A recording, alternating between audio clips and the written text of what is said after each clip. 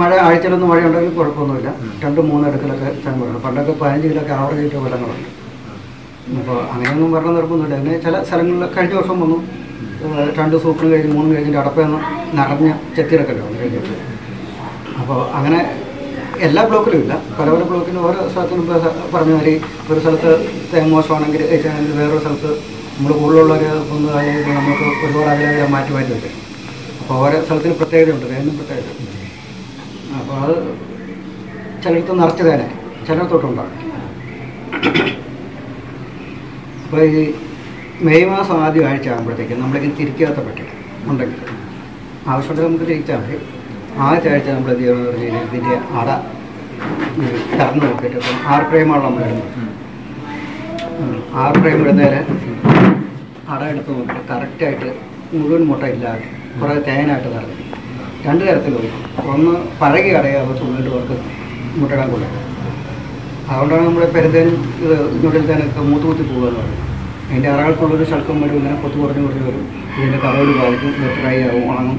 പിന്നെ അവർക്കത് മയപ്പെടുത്താൻ ബുദ്ധിമുട്ടാണ്. ഇറ്റലിൻ്റെ പ്രശ്നമുണ്ട്. ഇല്ലെങ്കിൽ നമ്മൾ അടകളാണ്ടിരിക്കണമെങ്കിൽ ചേർത്ത് അതിൻ്റെ ഇറത്തിക്കത്തിക്കളാവും ഇതിൽ കൂടും. വീണ്ടും അത്ര രണ്ടാമത് കുറലായിട്ട് പണിയാമെങ്കിൽ കൊള്ളിക്കാം. പക്ഷെ നമുക്ക് നടന്നേനത്തേക്കൊന്നും പ്രായമില്ല. പെരുന്തനോ കോളത്തേനച്ചയ്ക്കൊന്നും അവർക്കൊരു പീരീഡുണ്ട്, ഒരു കുറഞ്ഞ കാലം.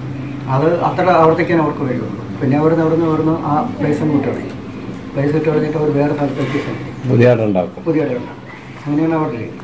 പക്ഷേ ഇവരും ഇത് വലിയൊരു പാറയുടെയോ മരത്തിൻ്റെ പൊത്തിലൊക്കെ വർഷങ്ങളായിട്ട് ഇരിക്കുന്നുണ്ട്. വല്ല കെട്ടിടത്തിൻ്റെ ഇങ്ങനെ വല്ല ഇടയ്ക്ക് താഴോട്ട് വച്ചിട്ടിട്ട് ഇടയ്ക്ക് ഗ്യാപ്പിൽ കയറുന്ന ഈ കടയിലൊക്കെ അപ്പോൾ വർഷങ്ങളായിട്ട് ഇരിപ്പുണ്ട്. അതിന് വേറെ പ്ലേസ് ഉണ്ട്. ഇവർ ഒരിടത്ത് തീർന്ന് കഴിയുമ്പോൾ അവരിങ്ങോട്ട് മാറ്റിയുണ്ടാകും. നേരെ ഇതും എല്ലാം ദ്രവിച്ച് കഴിയുമ്പോൾ ഇത് ഇവർക്ക് അടിച്ച് പറിച്ചിട്ട് വീണ്ടും ഇങ്ങോട്ട് മാറും. അങ്ങനെ ചേഞ്ച് ചെയ്ത് കുറേ കൊല്ലം കൊണ്ടിരിക്കാം. പക്ഷെ പെട്ടിക്കകത്തൊന്നും പറ്റില്ല. അപ്പോൾ അങ്ങനെ ഒരു അടയുണ്ടെങ്കിൽ ആട നമ്മളെടുക്കുക. പിന്നെ ആണിച്ച് വിരിഞ്ഞിട്ടാണെങ്കിൽ കംപ്ലീറ്റ് തേനായിരിക്കും. ഇല്ല ചില അടയുടെ ഒരു കുറച്ചൊരു 10-50 മുട്ട ബാക്കി മുഴുവൻ തേനായിരിക്കും. കുമ്പടി എന്ന് പറഞ്ഞാൽ അടയല്ല, മുട്ട ഉണ്ടായില്ല, ഇവിടെ അത് കുറവാണ്. അപ്പം അങ്ങനെ വന്നു കഴിഞ്ഞാൽ നമ്മൾ 2 അടയെങ്കിലും നമ്മൾ മെയ് മാസം ആദ്യത്തെ ആഴ്ചയിൽ നമ്മൾ മുറിക്കണം. കംപ്ലീറ്റ് ചെത്തിങ് എടുക്കണം. അത് അടയോട് കാലിപ്രയമാണ്. തേൻ നടന്നിരിക്കുന്നത് വേറെ ഒന്നും നടക്കുന്നില്ല, പ്രോസസ്സ് നടക്കുന്നില്ല. നമുക്ക് അവിടെ ഒരു പ്ലേസ് ഉണ്ടാക്കി കൊടുക്കണം. അങ്ങനെ മുറിച്ച് മാറ്റിയാൽ നമ്മൾ പിറ്റേ ദിവസം നമ്മൾ ആഹാരം കൊടുക്കണം.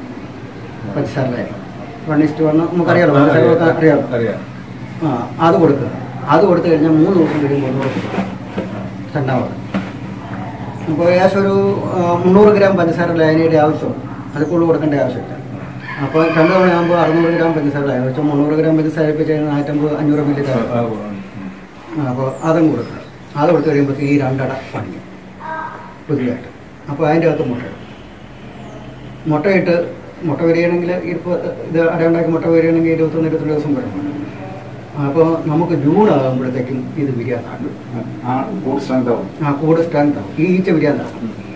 അപ്പോൾ ഇത്ര പിന്നീട് തീറ്റ കൊടുക്കണം. അന്നേരത്തിന് മെയ് മാസത്തിൽ തേൻ വന്നാലും ഇല്ലെങ്കിലും ഇനി തേൻ എടുക്കാൻ കിട്ടിയില്ലെങ്കിലും ആ സമയത്തൊരു വളർച്ചയാണ്. അപ്പോൾ നമുക്ക് ചിലപ്പോൾ സൂപ്പറിന് തേനും കിട്ടും, ഈച്ചനകത്തൊന്ന് പെരുകും, ഈച്ചൊന്ന് ഫ്രഷാകും.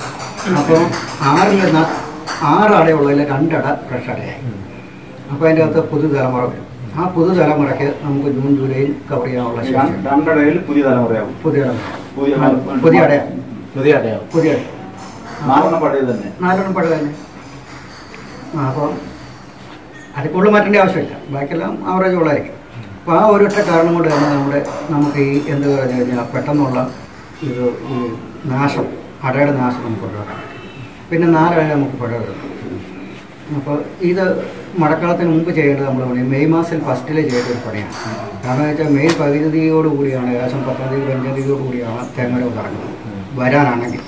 ഇല്ലെങ്കിൽ ആ സമയത്ത് കണ്ട ഒരുപാട് മരങ്ങൾ പൂക്കുന്നുണ്ട്, നമുക്ക് പൂമ്പടിയും ആവശ്യമുള്ളവർക്ക് സ്റ്റോർ ചെയ്യാൻ കഴിയും. അപ്പോൾ ഇത് തിയറിയായിട്ട് പറയുന്നില്ല, തിയറിയിലോട്ടല്ല കിടക്കുന്നത്, നമ്മൾ പ്രായോഗിക പറയുന്ന മാത്രമല്ല. അങ്ങനെ വന്നു കഴിഞ്ഞാൽ നമുക്ക് മഴക്കാലത്ത് നമുക്കൊരു പ്രശ്നം, നമ്മൾ തീറ്റ കൊടുക്കണം ഇല്ലേ? അപ്പോൾ നിങ്ങളൊക്കെ എങ്ങനെ കൊടുക്കുന്നത്? വെള്ളം തിളപ്പിച്ചിട്ട്